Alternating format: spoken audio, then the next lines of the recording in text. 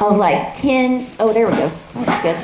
A team, oh, that's even better. A team of 10 Arabians, some of them done, that she could do liberty with. And liberty means, we'll get to this in a minute, but liberty is no tack, no ropes, no halters, no tack. So you are doing something with horses or a horse where they're free to leave you if they want to, or they can stay with you and you can do things together, almost like a dance. So she had 10 that would do dances with her and the other horses.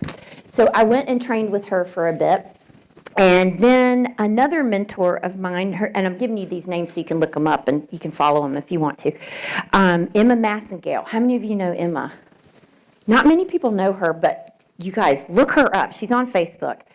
And she has a website, but she's in the UK. She also has a team of 10 Connemeras, or more, or less. I can't remember. There's 10, or something. They're Connemeras, and she's got a team of minis. She now has like a team of mules. I mean, she's like Dr. Dolittle with a whole. She's got pigs and turkeys. Anyway, when I went to visit her, I learned to do some of this teamwork. I did some Roman riding, mostly Roman walking, and trying not to fall off because that's really hard. But she does it to perfection on the beach with her horses, and they're free to go anywhere. And so anyway, I did some stuff with her horses and turkeys, which is hilarious. So she has a new, just FYI, she has a new venture. I can't remember that movie where the young girl raises goslings and then she flies in the whatever.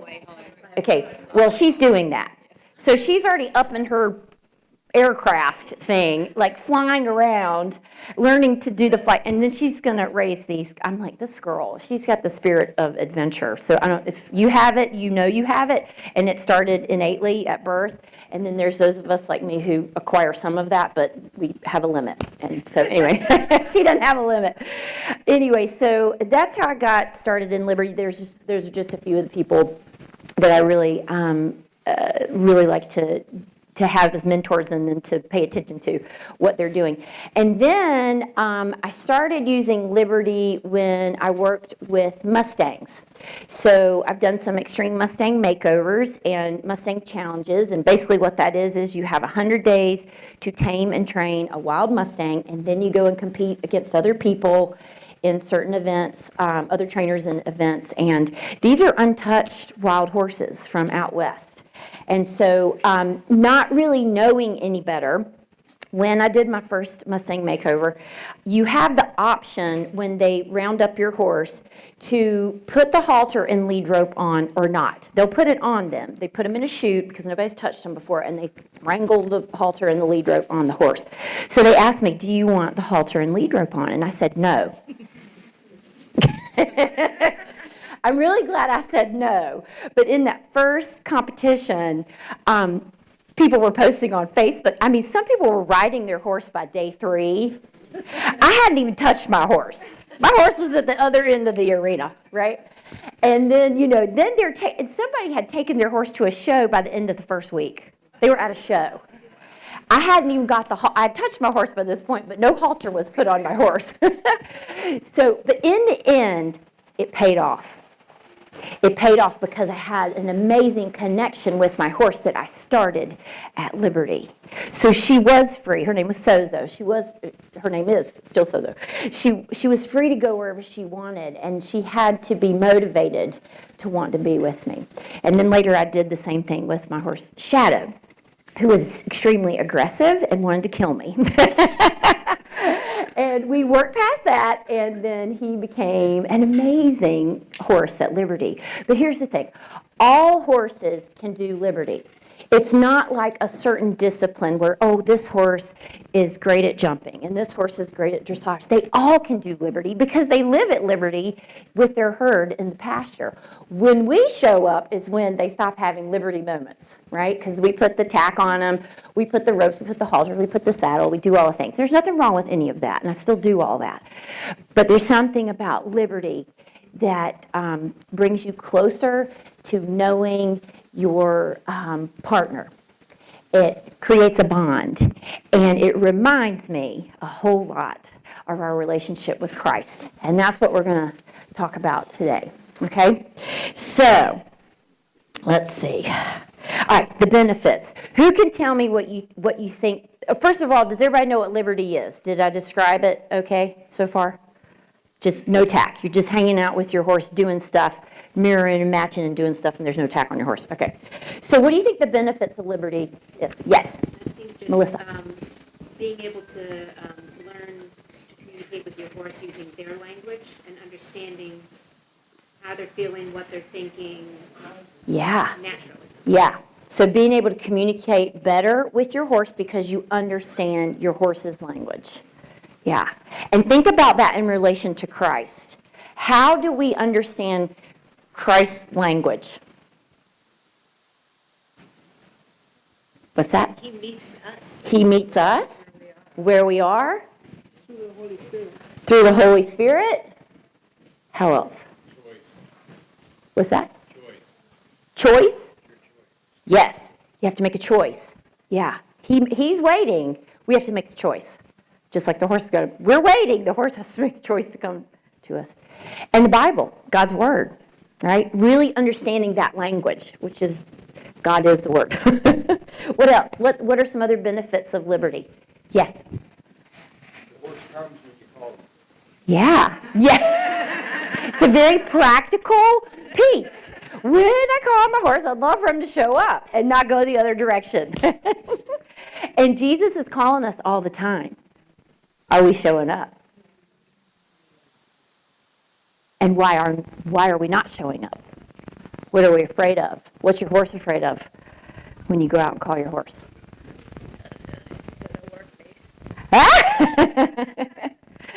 What are some other benefits? Yes. For our kids in sessions, when we play at Liberty with them, they feel so profoundly chosen by the horse. Yes. They feel so affirmed. Yes. And so special. Yes. So it's- Yes, they feel chosen, and that's how we are chosen. He gives us mercy and grace. We don't deserve it, but we are chosen. And horses choose us a lot of times when we don't deserve it. Let's face it. When I get these wild Mustangs, I'm like, why would you even want to hang out with me? I actually get that you want to try to kill me. I get that. And then I taught that horse to sit on a beanbag. Now, what in the world? Why would he sit on a beanbag? He's never seen a beanbag a day in his life. There's a reason why I taught him to sit on a beanbag. He had a lot of issues with ropes and things around his hind end, and it was going to be a cool maneuver to do at the competition, but I thought, this actually has a purpose. Let me see if I can get him to sit on a beanbag. And he did. He sat on a beanbag within 80 days of being out in the wild. There's no reason he should have done that. So the same thing's true for us, and God's mercy and grace for us. How about attention span? You can increase your horse's attention span and your attention span when you are doing liberty with them. Now, liberty work does encompass ridden work when you ride bareback and bridleless. I do a lot of liberty work on the ground, and there is something about being on the ground with your horses or horse where you and the horse are really reading each other. Because when you're on them, you're a little bit concerned about staying on. There's a piece of you about, I got to stay on the horse. That's the goal. And you also have the ability to squeeze with your body and do things with your body because you're touching them. And when you're on the ground, you don't have to touch them, and you can use your body language. And the horse is reading the body language, and you're reading their body. So it increases that attention span. The other thing is motivation. Because when you're doing liberty, you're going to find out if your horse is motivated or not to want to do the things that you're asking you to do in partnership with each other. So you're going to figure out what motivates your horse. What motivates you to sit before the Lord? Oftentimes, it's pain, troubles, hard circumstances. When things are going good, sometimes we don't sit as long, do we? I'm speaking about myself. None of you have to agree. But when there's a struggle, you know, with the last Mustang, you don't always get to pick your horse, but in this case you did, and the horse that I picked is not the horse I got. The horse I picked was going to be an easy peasy horse. And I was like, I just want to relax and just have fun. This is going to be a fun thing instead of a struggle thing. No, I got a struggle thing because I didn't get the horse I wanted, but it was the horse that I needed, and it ended up being fun, but I learned great lessons. Yeah. All right, anything else you can think of it's a benefit for doing Liberty work? There's a lot. Establishing trust. Absolutely. Relationship building, bonding. Yep. Mental capacity. That's right. And they're going to learn to maintain their responsibility and boundaries by being with you without force. And you're going to do the same. And the list just goes on and on and on. And the physical benefits are great. One of the things I like to do I do this with individual horses, but I like to put multiple horses together, put the trot poles out, or the ground poles, and then we do like a pattern. They go over the poles, they go between the poles, they go back over the pole. And if you put risers, they're getting a lot of exercise. They're learning to use their body without you forcing them to do it. And then they're using it in a good way, in a way that's going to benefit them.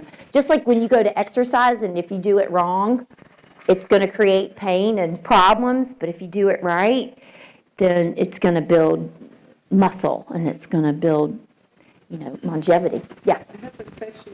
Are you using the negative reinforcement of liberty or the positive reinforcement? Both. I don't think you can get away from negative reinforcement ever. I think you're putting pressure on and you're taking it off. It's almost inevitable. It's almost inevitable. You're always going to end up using negative reinforcement. So negative reinforcement is when you apply a stimulus, they do the behavior, and you take the stimulus away. Positive reinforcement is when they do the behavior and you give a stimulus, so a cookie. Okay? And it's not the same as bribing. Okay? Bribing is, come here, come here, come here, come here, come here. And then positive reinforcement is,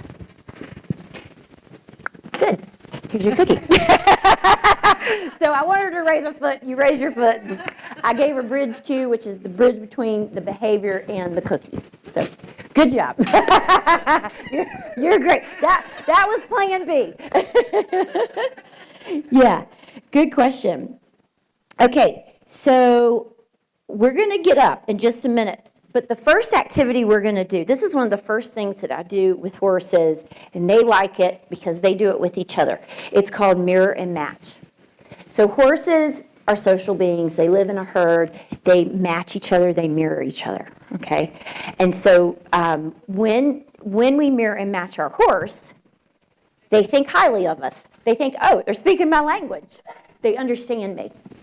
So the components of mirror and match. Now I want you to think from a biblical, because this is all going to come from a biblical perspective, by the way, if you hadn't figured that out yet. The components, there's 4 components of mirror and matching. Mirror and matching, so you're going to go in the same direction, you're going to have the same footfalls, that sort of thing. So one of them is direction. Are you both going in the same direction? And it answers the question, where? Where are you at work, God? Where should I be where you are? Where are you at work? And that's where I need to go. Okay? The second one is gait. So walk, trot, canter, or walk, trot, lope, if you're Western. We're going to leave out gallop because that gets really hard on the ground if you're beside your horse. I don't think I've ever done it. Gait answers the question, how? How are we to go in sync together? Lord, how am I to follow you in this path? Speed is the third one. This also answers the question how, but it also answers when. So within a gait, there's different speeds. There's a slow walk, there's a medium walk, there's a fast walk. There's a slow trot, there's a medium trot, there's a fast trot. So it answers the question, when? When do I speed up? When do I slow down? When do I woe? When do I go? Lord, well, what season are we in? And then lastly, the fourth component of mirror and match at Liberty are footfalls. And that is the horse puts the left foot out, you put your left foot out. You're doing it together. You're walking left foot, right foot, right foot. That answers the question, what steps do I need to take to get where we're going? Lord, what step? What's step one? What's step two? What's step three? We don't always know that up front. God doesn't always give us that right away. But if we know the direction we're going in, and we know the gate, and we know the speed, that's going to come. And you're going to see that because it's actually the order that we do this activity in. Okay, so the purpose of this activity, and be thinking about who wants to volunteer. We need at least 2 volunteers to start. I don't know how I haven't figured out how I'm picking people. I don't even know. Somebody help me with that. Okay, so purpose of mirror and match. It creates harmony. When we are in step with God, we have harmony in our lives. It doesn't mean it's easy, but there is harmony and there is joy. It creates connection. Some of you talked about connection. We cannot follow him if we're not connected to him in prayer and in his presence and by being in his word. And it creates harmony and connection with your horse. Communication.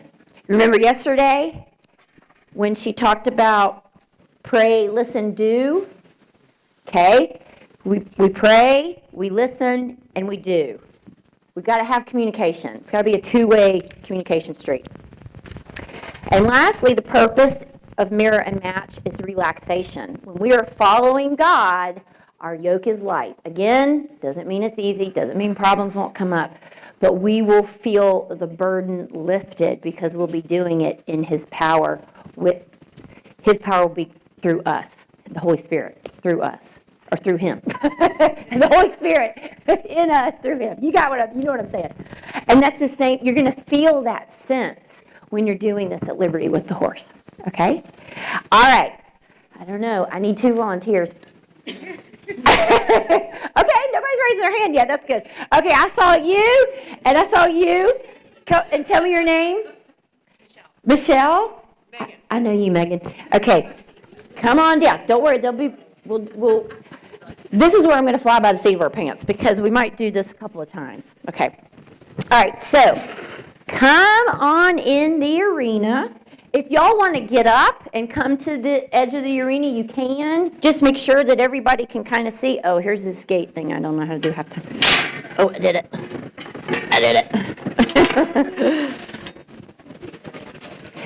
And where am I with time? 9:23? Sweet. Okay. All right. Okay, yes, thank you. All right, so over there are the halters. If you'll go over there and get the halters. Now, and just one of them's labeled Lacey and one is Aaron. That's Aaron. That's Lacey. You can go ahead and halter your horse. Maybe spend some time with them first, right? Introduce yourselves, and I'll be sharing something with them while y'all are doing that, okay? And then just kind of bring them over to this area. We'll stay a little closer to the fence. So y'all can go ahead and no, we're good. What I was going to share with y'all is we're going to halter them. It's not going to be at Liberty at first.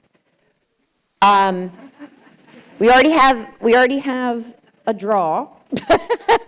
So a draw is when a horse wants to come and be with you.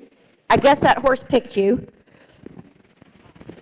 But I start now when I enter into the horse's bedroom, living room, I start immediately respecting their space, understanding this is where they live, and I start paying attention to what they're doing. Just like you would if you sat at the feet of Jesus and listened, observed, and paid attention to what he's telling you and what he's saying in his word. Can everybody hear me still okay? I keep leaning my head like this because I'm like talking in the microphone. Maybe I'll, breaker.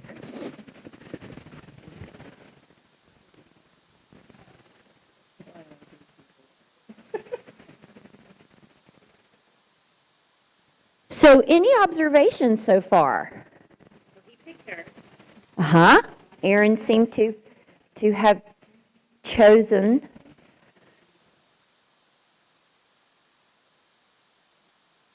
All right, just hang out for a little bit and we'll wait.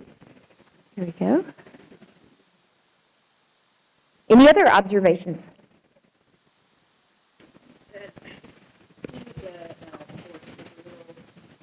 This one?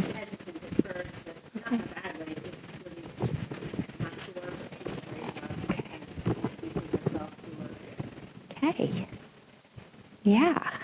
Good. She's thinking about stuff? Yeah, I bet they're both thinking about stuff. So which one has a little bit more go? Aaron. And which one has a little bit more whoa? Yeah, Lacey. So their speeds are a little different already. And just like us. Okay? So God's going to meet you where you are. God might say, hey, I want you to go do this amazing horse ministry. And you're going to be like, if you're Lacey, you're going to be like, wait a minute. And if you're Aaron, you'll be like, I'm ready, I did it yesterday. You might run ahead. That's exaggerations a little bit, but anyway. Okay, so the first thing that y'all are going to do, and you can do this on either side of the horse. Usually the horse prefers us on their left side because that's where we do everything, especially domesticated horses. Wild horses, they don't know the difference. So you can be on either side. Yes, and it's good to be able to do these things on both sides. Yeah. That's not present in the wild, the left side? It's not necessarily. Yeah, they kind of pick. I want to say Sozo was more one side and Shadow was another side, and I think they were a little bit different. Yeah, it's not as present. Yeah. Yep. Now it is because I tend to do everything on the left side. I forget and do everything. So they're both like, put her over on the left side. Okay, so we can start on a comfortable side because that's probably where the horse wants you. I mean, the horse kind of put you there, right? Just now. Right? Okay, so the first thing that y'all are going to do is you're going to pick a gait. We're going to go ahead and pick that, and that's going to be the walk, just for ease. Start at the walk, yeah. And you're going to pick a direction, and you're just going to start going in the same direction with your horse. So what I mean by pick a direction is maybe you pick it as a human, the human picks a direction, and then the horse might pick a direction, then you go with the horse, and then you pick a direction, and then the horse picks, and you kind of go back and forth a little bit, just to see, so you can get to know, your horse is already choosing directions right now, they've already moved. So we want to give them the ability to make some choices, okay? Now they are online, it's not Liberty yet, but this is where we're going to start for purposes of today. Okay, and I usually do start this way with domesticated horses, but the wild horses I start completely at Liberty because they're a little bit easier to do that with, honestly. Okay, so just start walking on the lead. And here's a little key. You want to try to stay by their shoulder, somewhere between their shoulder and their nose. You don't want to get past their nose, and you don't want to get behind their shoulder. So you can be in the middle of the neck or near that shoulder area. And you can play with that, and you'll see why I say that, okay? So maybe play with that a little bit. Get ahead of them, get behind them, and then we'll talk about how you feel when you're ahead of them, when you're behind them. And then for the most part, try to stay in that middle sweet spot and go in a direction. Don't worry about footfalls. Don't worry about speed. You're going to assess whether your horse is speeding up, going faster than you, or whether your horse is slower than you. But do try to stay at the gate, which is the walk, okay? So just head on out and let's see what we got. So there's no big rules here, no big rules. You can also, as they're doing this, be thinking about how this might incorporate in sessions. I think she's like stretching. And later today, I'm doing a trauma workshop, and we're going to do this activity again, and I'm going to explain how this helps rewire the brain for people who suffer trauma. We're not going to get into that now, but this is like amazing for that.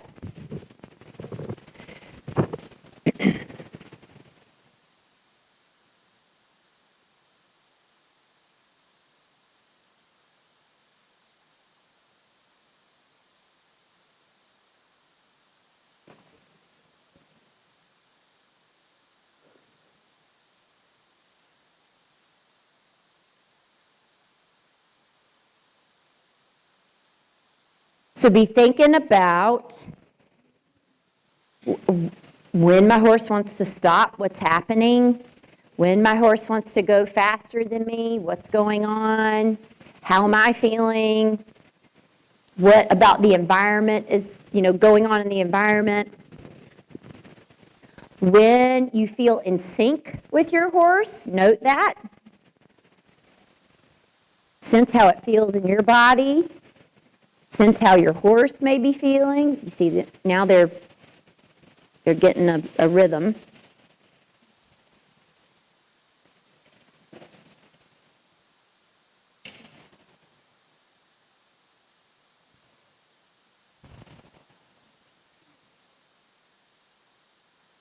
You're playing a little bit of a game of, it's my turn to lead. Now it's your turn to lead. It's my turn to lead. And you might be finding that he's doing all the leading.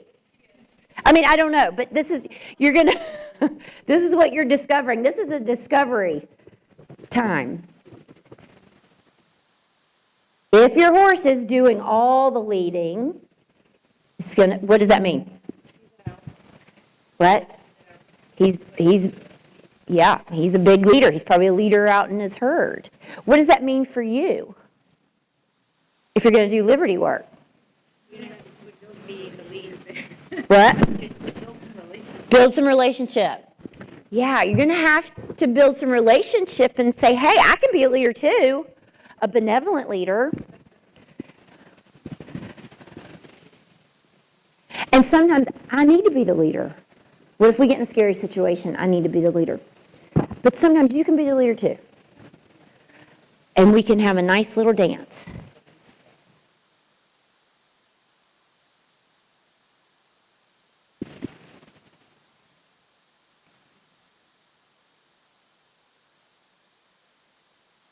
Okay, take about another minute to practice this or work through this, and then come on over. We're going to get some feedback from y'all.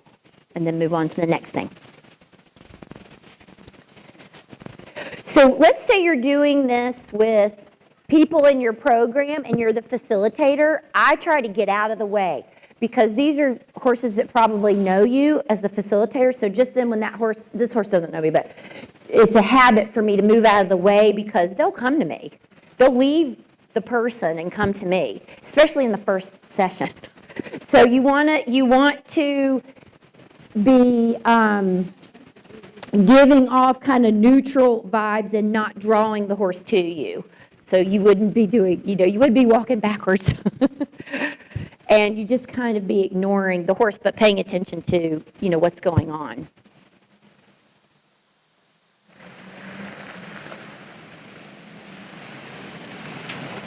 And I find that horses understand that. They're not taking it personally. That they know, they generally know they're doing something different with somebody different. All right, ladies, come on over and let's talk about where we are.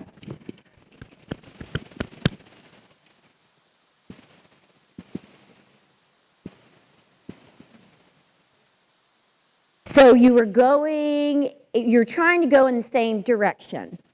That was the focus. Some other things happened. Definitely other things happened, but you were focused on direction. So Meg, how did that go for you, the going in the same direction? Good for the most part. We did a little bit of her leading, a little bit of me leading. I think her goal was, where's the direction I can go where we can stop? Okay. Where can we go and stop? Okay, what do you think is going to motivate this horse? in the future and now? Rest. All right, you learned something, right? When this horse does something with you in partnership, you're going to rest. And you might rest a long time. So that she can absorb it and feel heard. No pun intended. Ha. Okay. And how did it go for you? I think he's like Bored. looking for something to do. Uh-huh. But he doesn't know what to do. Uh-huh. So he's just like, all right, I'm going to go here. That's I'm gonna great. go here. So Uh-huh. he wants to lead. He wants to tell me what he's going to do. Uh-huh. It's interesting what she's saying. Let me rephrase it. You tell me if I'm saying. He's bored. He wants to do something, but he doesn't know what to do, which makes me think he wants a leader to help him choose things to do.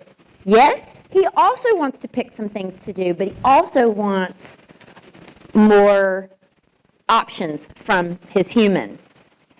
Now, this horse, what do you think? Does this horse need a lot of stopping and resting? What does he need? He needs to play and go. And does he need to do the same thing over and over? He needs variety. So that's what's going to motivate him. Remember the motivation thing? And God knows what motivates us. He's given us all our innate temperaments.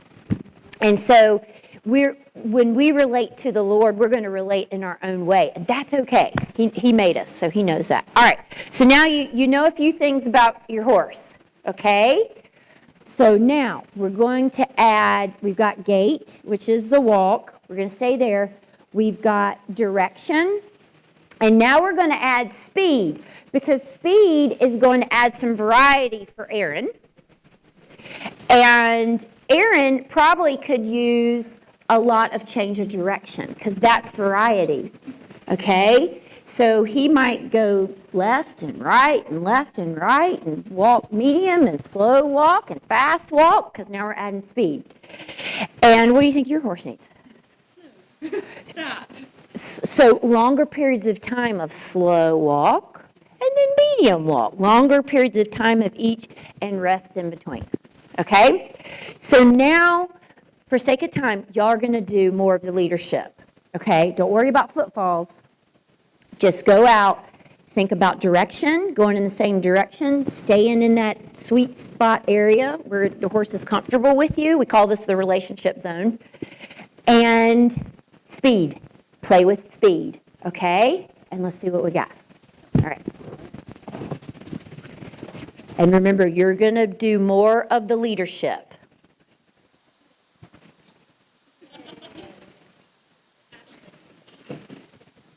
Yes.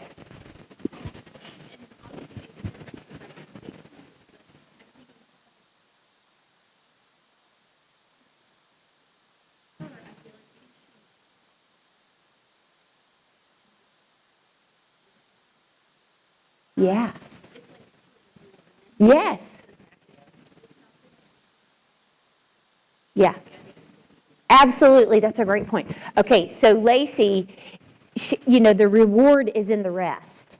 She's getting to connect in the rest. Whereas Aaron, his connection is in the moving, the going, and the doing. And hers is more in the rest. Is that, yeah? Does that sound? Yeah. Yeah.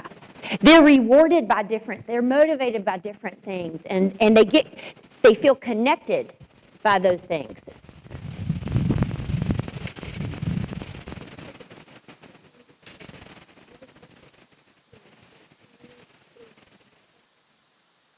Okay, where are we with time? I just want to keep, how many? I've got 30 minutes. Okay.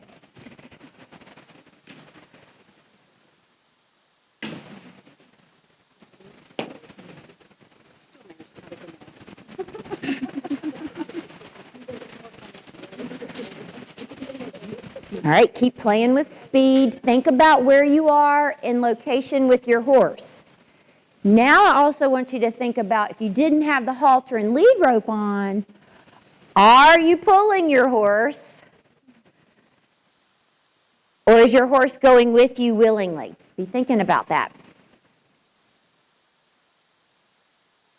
That's why you stand in that sweet spot of the relationship zone. If you're too far out in front, generally that means you're pulling your horse along. Or they're following you, but they're not really in relationship with you. They're just, or they could be pushing you. Because, you know, stallions will pin their ears and push. So turn around and look, see what's going on.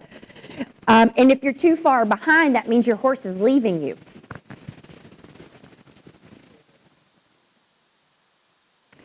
There you go. I like the way you gave a little more slack. Y'all have some slack in your ropes because you're not going to have the ropes at some point.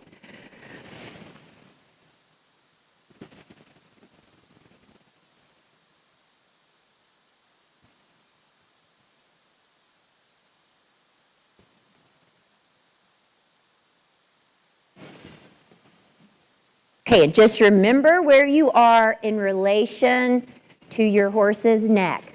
Now this is how, if I'm facilitating, I don't say, hey, you're too far out in front of your horse or you're too far behind. I just have them think about where they are, to be mindful. I might point it out later if I keep seeing it, but right now I just want them to hear that and have it in their brain so they tell themselves.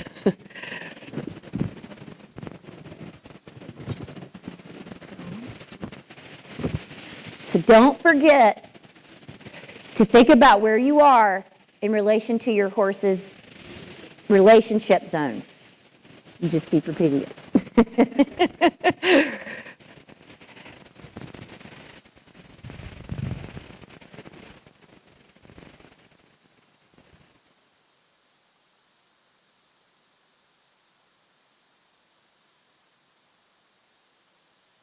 Okay, come on over and let's talk a little bit about your body language as you do this. So, when you speed up, what happens in your body? Your energy comes up. And from where does it come? I saw you let your air out just then. So she let her air out, and that meant slow, whoa, stop. So the breathing, the energy, where does that energy come from in your body? Yeah, your core. So sometimes we as humans, we get our energy up like this. But it really needs to come from our core, like down in here. This is where, like the Holy Spirit. So it flows and it goes, and it's not tense. Yeah. Okay, so where did you feel like your energy was coming from? Same place or different? I wasn't really thinking about that. I was thinking more about focusing on leaving slack in there. Okay. So that, Yeah. and he did seem to be, when I would start to do that, he would go the way I was going, and even this way. I might have touched him a couple times. Uh-huh. But he Yeah. was, I thought he did well. Yeah. I mean, as far as Yeah. like, paying attention Yeah. to me, and I wasn't pulling. Yes. The initial pull and Yeah. then pull now, but Yeah. for the most part, I think there's plenty of slack, and he's just going around. Did you start out that way with the slack? No. Yeah. I mean, I pulled Yeah. him to get him going, and Uh-huh. I think he adapted pretty quick. Yeah, so there's a little communication through the rope initially, and then you were able to communicate with your body. And that's the goal, is to be in sync, mirror and match. Okay, so now you're going to go out and you're going to match footfalls. Okay, so this is going to force you to be in the right spot. There's no right or wrong, but in the best spot. If you're too far out, you're not going to be able to match those footfalls. If you're too far behind, you're going to get left. Okay, so you're going to be in that sweet spot. And the way that we'll start this is you're going to get your energy up and say, okay, do you think we could go somewhere? And as you start thinking about it, you're going to lead with a foot. And you're going to see if it's the same foot that the horse leads with. And you'll find out if you're going to be in sync or not. If you're not, stop and start again. Just recalibrate and start again, okay? So my Mustang tends to, I don't know why, but she seems to always lead with her right foot. It's an interesting thing. So I'm prepared now that when I go, I'm going to lead with my right foot. I'm going to push off on my left, and that's how we're going to go. So you're going to play around with that. But you're going Now you're thinking about gait, footfalls, speed, and direction. All 4. Okay? Slacken the rope. All right. Don't even pull him to start. He doesn't start. If he doesn't start, then there's something going on with y'all not being in sync with your energy. So you're going to work through that. It doesn't mean it's a bad thing. It just means it's a thing. A thing to work through, right? There's just a little disconnect.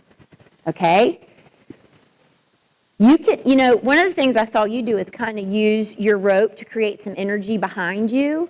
And you can do that. Eventually, you don't want to rely on that because you want to get it up in your body. But that's a great way to communicate, hey, this is what my body is saying. And then you'll taper off of that later. Because they're still getting to know your body language. Because you have a different speed than they do. Everybody's got our own rhythm of speed. Yeah, okay. All right, so let's see what we got.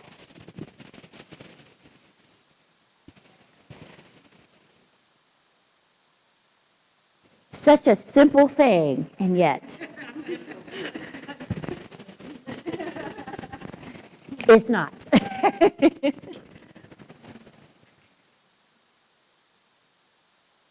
Now here's the horse that wants to move.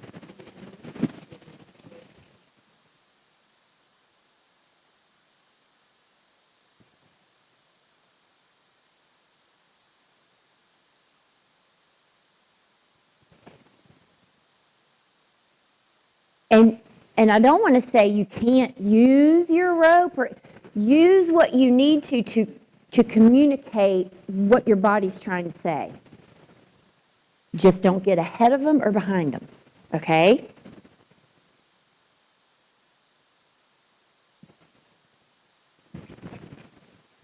And for those of you who are facilitators, especially horsemanship facilitators, you're probably like, let me get in there and grab a hold of that rope. Anybody feel that way? I do. Yeah. Let me get in there and show them how this is done. You notice I haven't even done that yet. I may do it, but there's no need because it doesn't matter right this second. It matters the process, the journey they're going on to figure this out. Because it's the same journey in your walk with Christ. How do you get in sync with Christ? What is happening in you that's keeping you out of sync with Christ, and what's happening in you that's keeping you in sync with Christ?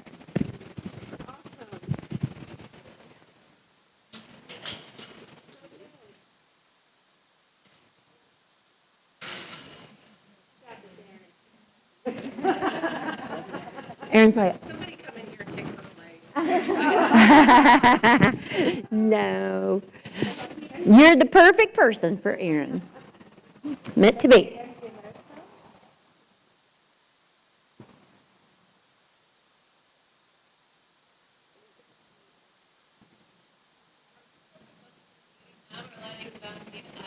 You can do a little of both. Yeah, and in your case, yeah, maybe a little bit, and then the rest, play around with it. Again, I don't have a lot of hard and fast when I'm doing this with people. I want them to kind of figure it out. Because if I get in there, my energy is different. I'm going to have a different scenario, and it's not going to be the same. So it's hard for me to say exactly what you need to do. Yes, I have I know from watching, but if I go in there and show you, it's going to be different because I'm different. There.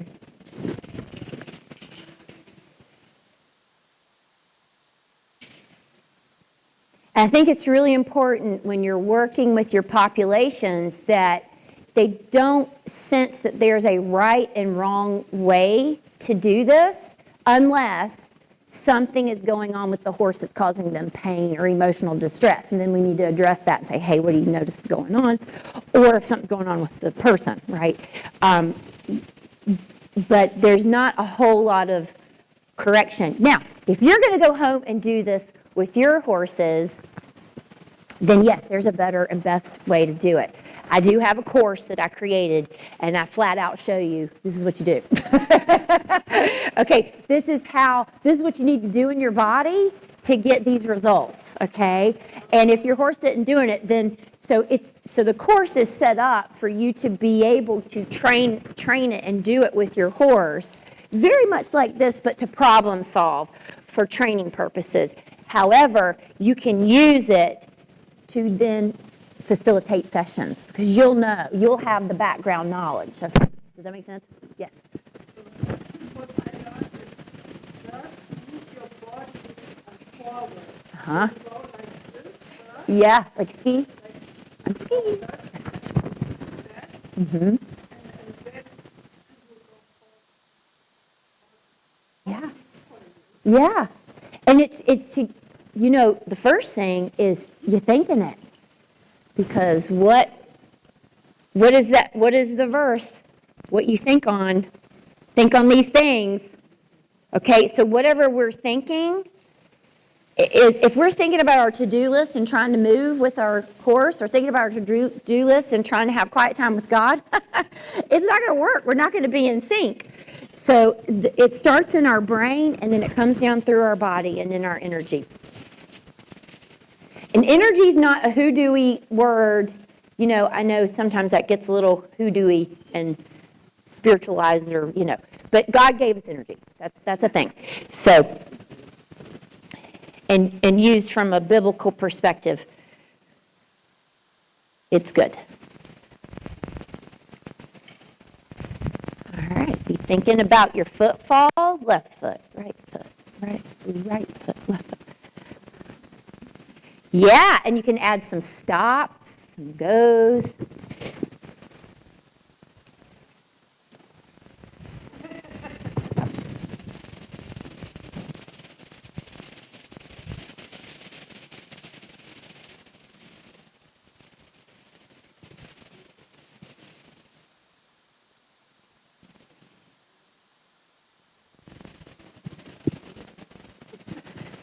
So that was kind of cool. It looked like she wanted to go left. And you said, hey, let's go right. And she did. So you're sharing ideas, compromising. You go, sometimes she gets to pick and sometimes you get to pick. You're going to find that when you are on the outside, so if the horse is here and you're going to make a right turn, what do you have to do? Use your hand or put your body in front of her. Yeah, have more direction and more communication, because you have to increase your energy, because you're little and she's big, and you're tall and she's long, and now you've got to catch up with her. Yeah? Versus when you're going to, the horse is here and you're going this way, you can make little steps and they can go with you. But to go there, you have to make bigger steps. So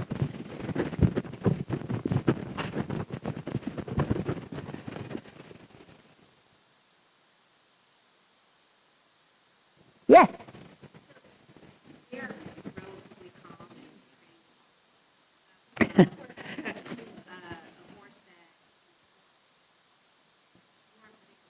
Mm-hmm. and I've heard different things from different trainers about wisdom and faith. Don't let them come to your shoulder; they need to stay behind you in case you react. Yeah, So yeah. when you're working at liberty like this, reactive. Mm-hmm. Where do you find the balance? How do you start with one that Yeah. that can be very dangerous Yes. for somebody that's new, Yeah. never done this before? Yes. Horses. You can, so there's lots of ways. There's no right or wrong. This isn't taken away from anybody's technique. I'm just going to use a stick. Let's see what I got here. So for horses that might invade your space or might be aggressive, like these Mustangs, I would have some kind of a tool in my hand, and I'd have the rope. May I borrow your horse for a minute? I'm just going to show it. This is not anything for you to do. This is just, I got to give him. Hi. Oh, I don't want to borrow him. Never mind. No, He's still with have a you. piece of Never hand. mind. He's with you. That's going to mess it up. Okay, just pretend like I have a horse on a line over here. So they're further away, and they're further away. That's the key. and I have this stick, this is maybe a little too long, maybe something shorter, but I have this stick in between me, so if they want to come over, I go, nah, you stay over there. And they might be bouncing around and bucking and carrying on, and I'm like, okay, well, you stay over there, and let's just see if we can go in the same direction. Buck, buck, buck. Okay, stay over there. We're just going to go. And then they take a few steps in the same direction. Oh, good. Thank you. No, don't come over here. It's that. Still say at their shoulders as far as apart? Yeah. Yeah. So I would be, I'm not taking him away from you, stand right there, but I would have a longer line. I would be this far away, about this far. I mean, there's no magic number, but yeah. And this would be aiming at the shoulder most of the time if they're coming to me, because the shoulder is what will move them away. You can also go, hey, no, no, no, no, no, no, no. I mean, this just makes you bigger and says, this is my bubble. Don't come in my bubble. Okay? Now, it doesn't mean you also can't do things in front of them. Plus, with a horse that's really busy and aggressive and or playful and energetic and can't focus, I would probably not even start with some of this stuff, and I would have them, go in and out of barrels and go over poles, and, there'd be some fun things we'd be doing to get them mentally connected to me. I might not start them right out with the slow, methodical, because they're not going to be, I got to meet them where they are, just like God meets us where we are. Now, with the Mustangs, they do have kind of like a play drive, and since I start them at Liberty, I don't have I can't even put a rope on. So I'll just use my stick and kind of point and shoo them, not shoo them, but direct them out of my space, and then have them figure things out.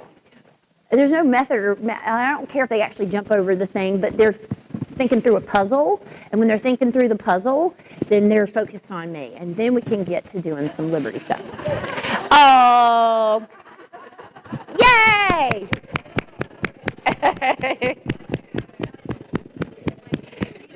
So this is off subject, but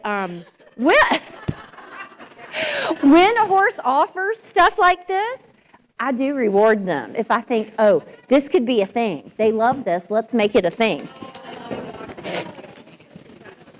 Yeah.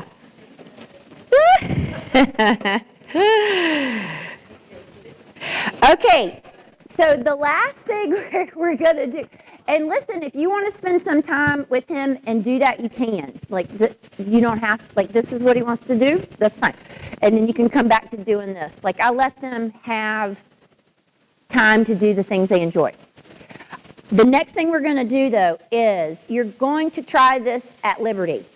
Okay, now we're not going to completely take the halters off, but you're going to put the rope over their back, and then you're going to try to mirror and match, okay? You can always take the rope back, okay, if you feel like you need it. If your horse is going to leave you, you can say, hey, wait, stay with me. Yeah, okay, so let's try that. And the way you can lay it, you want to demonstrate how to lay it over the back? Show me what you think, and we'll see. Yep, your rope is short enough you could do that. I think both of them are. Sometimes you have to fold it. Okay. Just help them. If it starts to fall off on one side and they're going to step on it, go ahead and step in to help them be successful to not do that. Okay. So first things first, God wants our attention. You would like to have your horse's attention. So you may have to go where there's fewer distractions. When you're ready. Yep. See, that's a great one. Well, who knows what happens when horses yawn? What? Say it again. Coming down off adrenaline. Releasing stress. Releasing tension. So that says something. That horse had some things going on earlier. Not bad, not negative, just coming down off of a little energy, a stress. Look at there. Yeah, and you can use your hand on the neck like you're doing. So cool. Look, you guys. Beautiful. Beautiful. And she doesn't have a stick. Now, I use sticks and stuff, but you don't need it for this necessarily. There might be a horse you need it for, but they don't.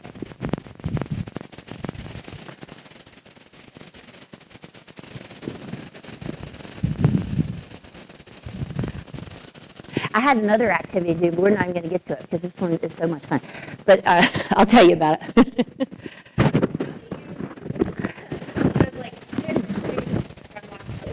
I'm like looking where I want to go. Yeah. So how do you do that while trying to keep your feet with their feet? Yeah. I'm like just looking at her feet. Good question. Practice. Try again. And then tell me what you did. Yep. So that's how I facilitate. They ask. Yep, I can tell her how to do it, but she can figure it out. She'll figure it out, and then she'll tell me.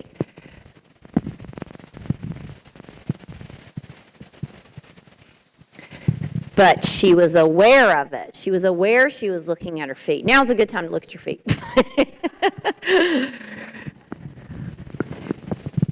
So she was already observing and noticing. Yeah.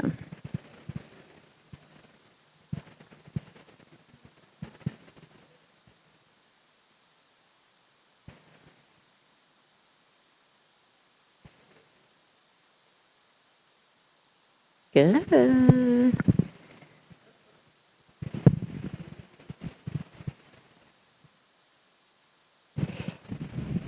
Maybe with Aaron, were you trying to go to the right? Okay. Okay, so this is just a side note, but for those of you watching Aaron over there, he kind of did that thing where they want to throw their head over us. And what I might do in that situation is go to the right with him so that he doesn't think that that's an okay thing to do. That was that was a little bit of a in your space kind of, and that wasn't a partnership. So I'd say, hey, that's not something we really want to do to each other. I'm not going to do that to you. I don't want you to do that to me. So let's go over here. You might turn, and then now you can choose where you want to go. He is busy looking at some things, but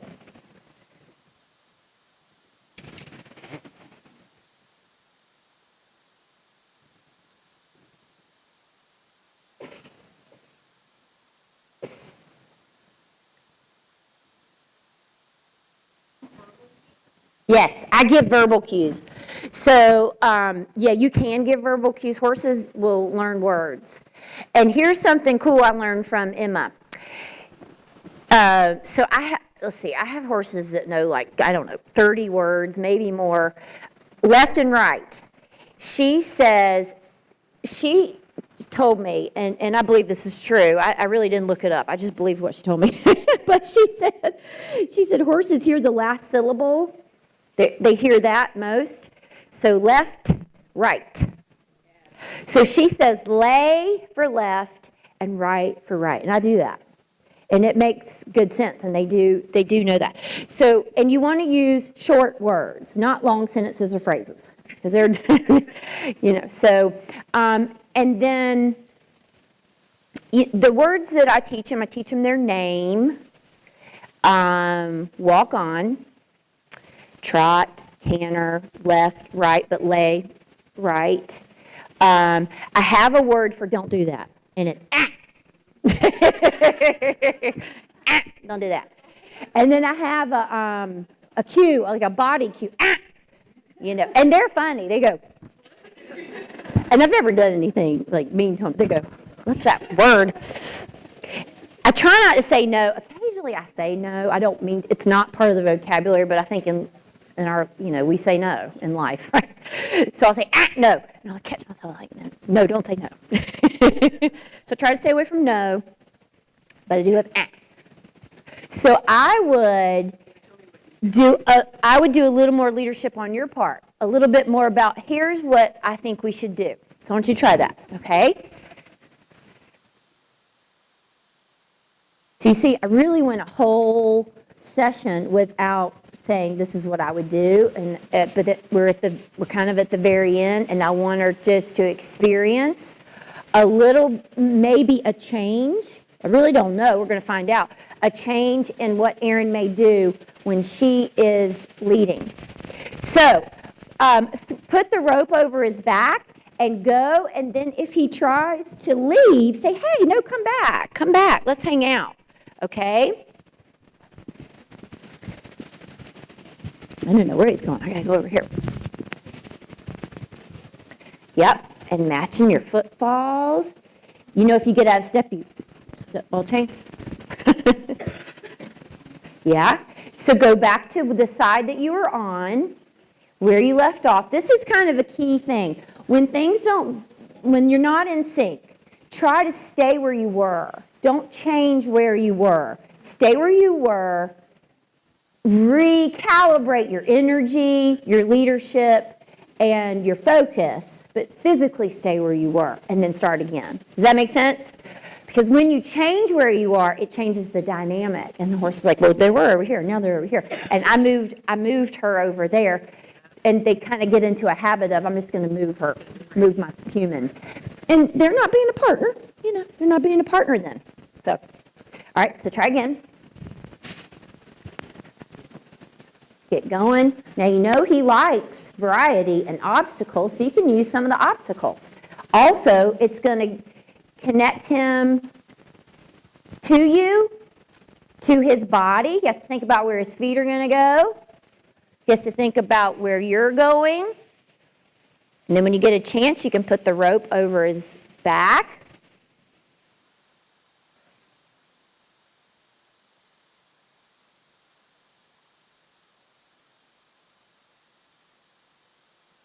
Yeah. Oops, see, I'm going to this barrel. I'm going fast. All right, whoop, yep, whoa. He's a good ground type. Okay, I'm going to, once you get him off his rope, there you go. I'm going to do a little bit, if it's okay, may I borrow Aaron? Yes. And because Aaron's, he's tough because he wants to move. Yeah? Okay. I'm gonna step in. So the way I do this is I'm just gonna demonstrate some things, and I don't have a horse to do. You just come behind me, and then we do an exchange. This is how I do an exchange. He's like, oh boy, okay. And then if you'll go stand where I was, okay. Okay. So with Aaron, I might have a stick with me, and to start working on some added communication. So we're gonna go. He's like, no, we're not going to go.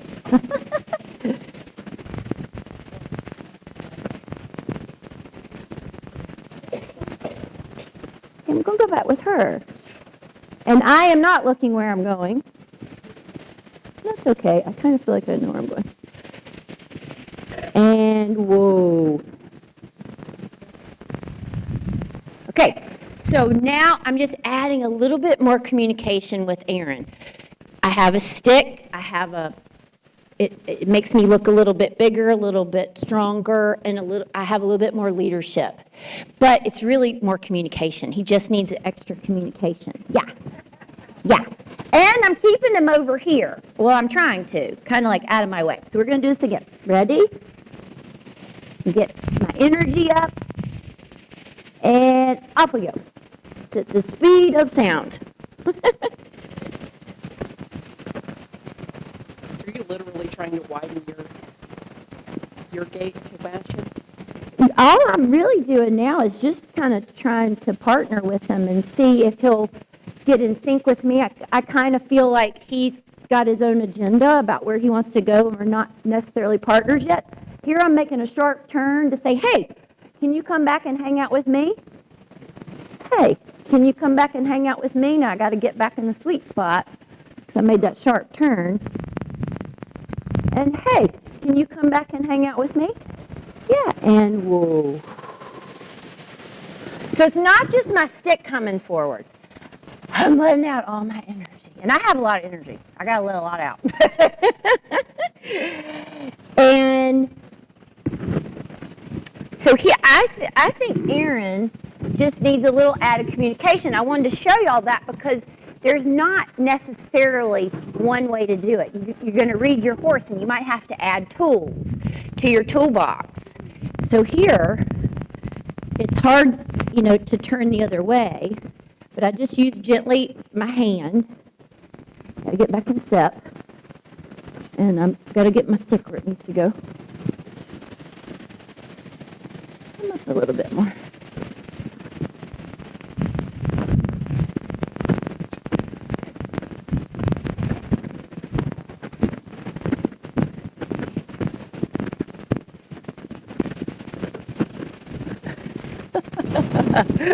No, Aaron. Come on.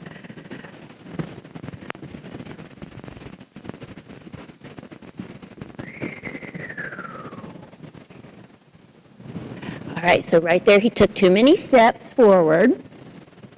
So we're going to go again. But I didn't change. I didn't go get on that side of his body, Okay, so we're going to stay here. I think we're starting with the right. There we go.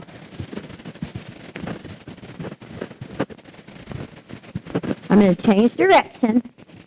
And here I feel like we're a little bit more connected all of a sudden. That was a little better. I didn't need my stick that time. Okay?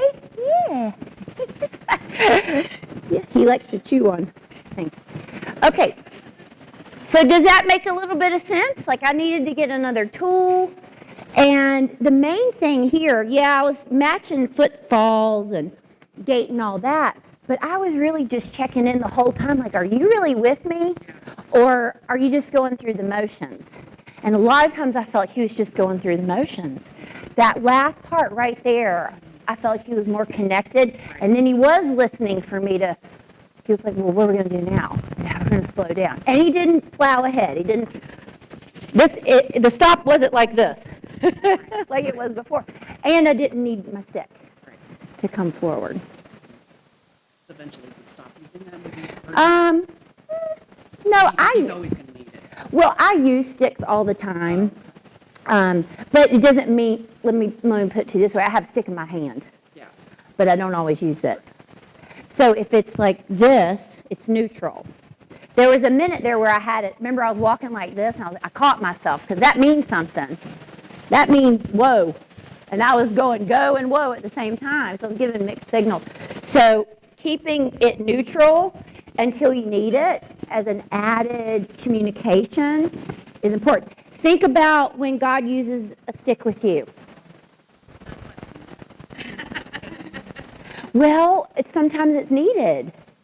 Sticks can be trials to build character, and we're not using these sticks to whack these horses. And you can call them a whip, but we're not whipping them with it. It's okay to call them it is a whip, but we're not whipping them with it. We might create energy with it and motivation with it, but we don't need to whack them with it. Okay, what questions do you have? Yes.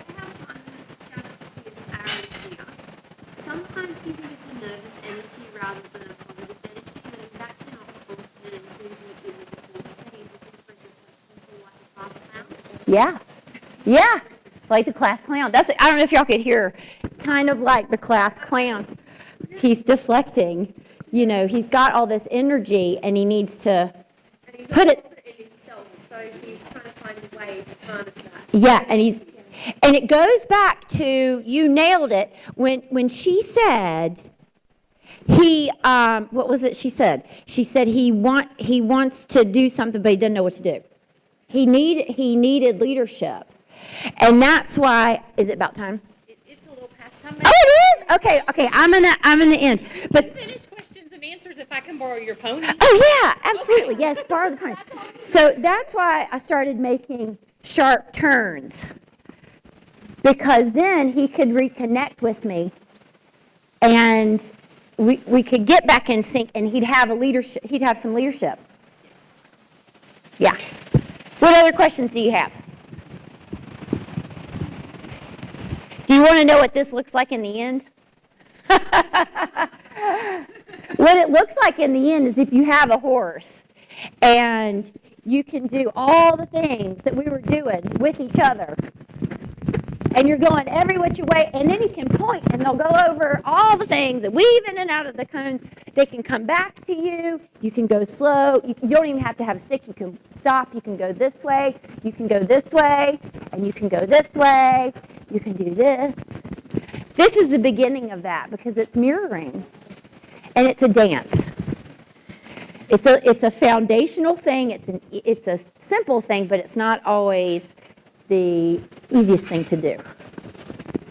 But when you're doing it, you can think about, okay, this must be what it feels like when I'm not in sync with God. And this is what it feels like when I'm in sync with God. If you want to know more about this, if you're interested in the Liberty course, I have it online, and I have a little, you can just find me. It's in my notebook. I have one of those QR codes. You can scan it, and then you'll have the link. And it is for people who want to do horsemanship with their horses. They want to do Liberty with their horses. But it's also, if you're a facilitator and you want to incorporate it in your programs, you'll have the tools to do that. So in the course, you're going to do mirror and match. You're going to yield the hindquarters, the forequarters. You're going to back up. You're going to do all these foundational things, and then you're going to do some combos, like the boomerang, where you send your horse away, and they go around a barrel, and then they come back to you. Figure eights. So some fun things, some combos. When you get the kind of 6 foundational things down, you can start adding from there. And Carol... Raise your hand, Carol. Carol put on she coordinated a Liberty clinic last year. It was the first one I ever did that was biblically based, and it was such a sweet time to be able to incorporate the Holy Spirit. Because not everybody, not all clinics that I teach, I get to do that. And this was the first time I got to do that. So we hope to do another one this year. If you're interested in that, just let me know, and we'll put you on our email list. All right, I'm going to be out here sitting in that chair. If you're interested in the course or the clinic, or you have any questions, or you want to tell me about your horse that's acting up, I am happy to answer. Oh, yeah. Thank you. Yeah, you're welcome. Thank y'all so much. I wanted to process toward the end a little bit more, but time ran out. So are you good? Yeah. Okay. Well, You did great.